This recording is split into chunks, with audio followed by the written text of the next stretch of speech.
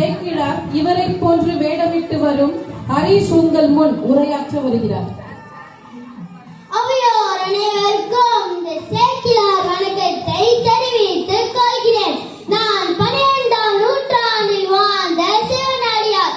நான் 2ஆம் குலோத்துங்க சோழனின் அரசாவை முதன்மை அமைச்சராக இருந்தேன். சோழனையும் தன் நாட்டு மக்களையும் நல்வழிப்படுத்த சிவபெருமானின் அடியார்களான 63 நாயன்மார்களின் வரலாற்றை விளக்கும் திருத்தொண்ட புராணம் என்ற பெரிய புராணத்தை ஏற்றினேன். பெரிய புராணத்தை பாட தெளிய சிவபெருமானே உலகெல்லாம் என்று அடியெடுத்து கொடுத்ததாக நம்பிக்கை உண்டு. சிவத்தொண்டின் காரணமாக உத்தம சோழ பல்லவன் தெய்வ புலவர் தெய்வ சைக்கிளார் போன்ற பட்டங்களை பெற்றவன் நானே என்று கூறி வருகிறேன். நன்றி. 63 நாயன்மார்களில் ஒருவரான சேக்கிழாரே, உன் புகழ்